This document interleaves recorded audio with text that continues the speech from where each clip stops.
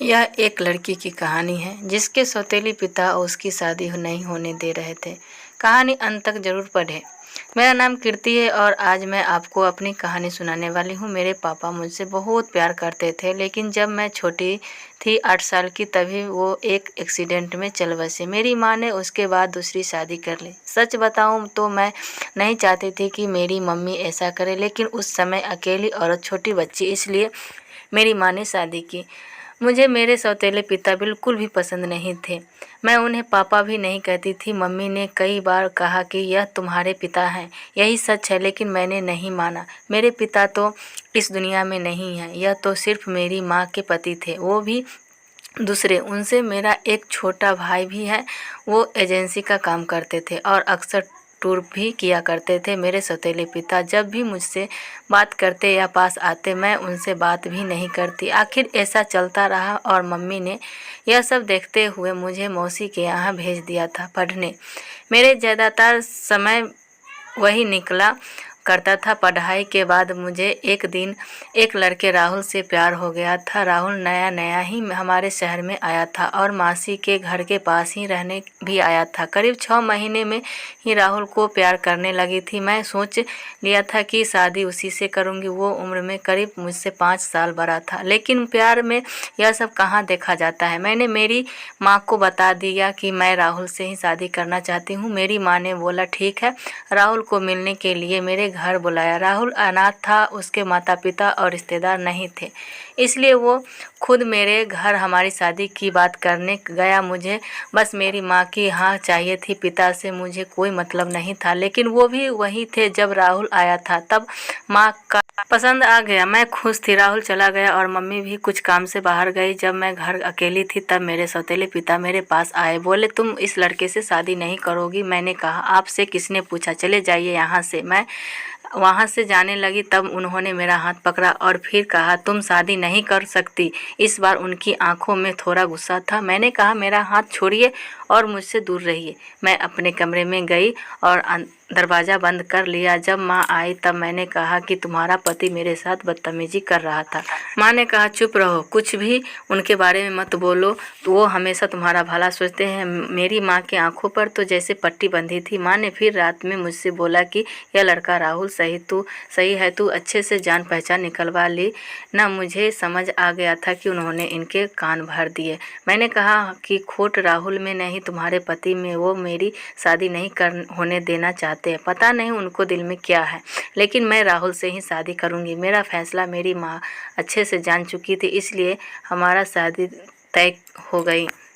शादी की तैयारियां होने लगी। मैं खुश थी। इस दौरान मैंने उनकी आंखों में अजीब सी बेचैनी देखी। मुझे साफ दिखाई दे रहा था कि वो नहीं चाहते कि मेरी शादी हो। आखिर कौन बाप ऐसा सोचेगा, लेकिन वो पिता नहीं थे। आखिरकार शादी का दिन आ गया। सुबह में अकेले में राहुल से छत पर बात कर रही थी। जैसे ही मैंने फ़ोन रखा, मेरे मुंह पर किसी ने पीछे से रुमाल रखा और मैं बेहोश हो गई। जब होश आया तब मैं एक कमरे में एक बिस्तर से बंधी थी। मेरा मुंह भी बंद था। मेरी शादी होने के दिन मुझे यहाँ कौन उठा कर लाया? थोड़ी देर बाद कमरे का दरवाज़ा खुला और सामने थे मेरे सौतेले पिता। उन्होंने मेरे साथ ये किया था, पर आखिर वो मुझे यहाँ क्यों उठा कर लाए? मुझे वो पसंद नहीं थे, लेकिन वो इस हद गिरे हैं मुझे नहीं पता था। ऐसा तो मैंने उनके बारे में नहीं सोचा था। मैं यही सब सोच रही थी, तब वो बोले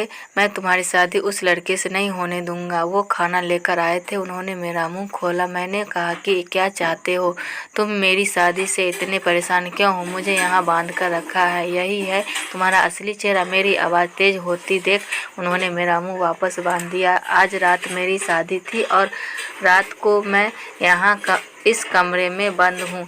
मेरे आँखों से लगातार आंसू निकलने जा रहे थे। मैं सोच रही थी कि गलती माँ की है जो इस आदमी से शादी कर ली। रात को फिर वो कमरे में आए। इस बार कमरे में आते ही कहा कि आज तुम्हारी शादी थी, लेकिन मैं नहीं चाहता था कि तुम उस लड़के से शादी करो। वो लड़का झूठा है, फ्रॉड है, तुम्हें धोखा दे रहा है। वो लड़के से शादीशुदा तुम मेरी बात नहीं मान रही थी, इसलिए मैं तुम्हें यहाँ इस तरह लाना पड़ा, लेकिन तुम्हारे भले के लिए मैं कुछ भी करूँगा। मैं 3 साल पहले जब शहर के बाहर कुछ काम से गया था, तब मुझे यह लड़का होटल में एक लड़की के साथ दिखा था। मुझे इसलिए याद है क्योंकि वो लड़की मेरे जानने वाले दोस्त की जानती थी। उस समय उसने उससे बात की थी, तब भी वो चुप था और मुंह छिपा रहा था। जब तुम उसे घर लाई तब मुझे लगा यह वही है, इसलिए मैं तुम्हें मना कर रहा था। मैं जानता हूँ तुम मुझे अपना बाप नहीं मानती, लेकिन मैं तुम्हें हमेशा अपनी बेटी माना है और वे करूँगा जिसमें तुम्हारी भलाई हो। फिर चाहे तुम मुझे कुछ भी समझो और कुछ भी बोलो, उस लड़के की सच्चाई तुम्हें सुबह पता चल जाएगी और तब तक तुम्हें यहाँ रखूँगा। और वहाँ से दरवाज़ा बंद करके चले गए। सुबह वो वापस आए, साथ में माँ भी थी। माँ ने पहले आते ही मेरे हाथ और मुंह खोला। मैंने मम्मी से कहा कि देखो इस आदमी ने क्या क्या किया। तो अभी तक मुझे उनकी बातों पर रद्दी भर विश्वास नहीं था, लेकिन फिर दरवाजे से एक और औरत आई। उसके हाथ में एक छोटा बच्चा भी था। वो औरत बोली कि यह सही बोल रहे हैं, वो आदमी धोखेबाज है, उसने मुझे भी धोखा दिया। वो अनाथ नहीं है, उसके घर वाले भी हैं। मेरे सामने वो खड़ी वो औरत, उसका बच्चा, मेरी माँ, इन सब को देखकर मुझे भी अब यकीन होने लगा था। मैंने उसी समय राहुल को फ़ोन लगाया, लेकिन उसका फ़ोन ऑफ था। शायद उसे भी पता चल गया था कि उसकी सच्चाई सामने आ गई। उसके खिलाफ अब जो भी कार्रवाई होगी वो पुलिस करेगी। मेरे पिता उसके बाद भी मुझसे बात नहीं कर रहे थे, तो वो ऐसे ही रह रहे थे जैसे वो पहले जैसे कुछ हुआ ही ना हो। 5 दिन बाद उनका बर्थडे था। मैं पहले बार केक बनाया और उन्होंने सरप्राइज़ दिया। उन्होंने बोला हैप्पी बर्थडे पापा। मेरे ऐसा बोलते ही उनका आंखों में आंसू आ गया। इतने सालों से दबा रखे ये शायद बोले बेटा बस अब मुझे ज़िंदगी से कोई शिकायत नहीं, अब मुझे कुछ नहीं चाहिए। तुमने मुझे पापा कहा, बस इतना ही मैं सुनना चाहता था। तब मुझे समझ आया कि मैं कितनी कच्ची हूँ इंसान पहचानने में। घर में मेरे सामने मुझे इतना प्यार करने वाला पिता थे, उनका मैंने कभी सम्मान नहीं किया और बाहर उस राहुल की झूठी बातों में आ गई। मेरे पिता ने ना सिर्फ मेरी लाइफ बचाई बल्कि मुझे यह भी बताया कि मैं कितनी गलत थी। तो दोस्तों आपको यह कहानी कैसी लगी कमेंट कर हमें ज़रूर बता। हम इसी तरह की अच्छी कहानियाँ यहाँ लाते रहते हैं। हमें अपना प्यार और सपोर्ट दें।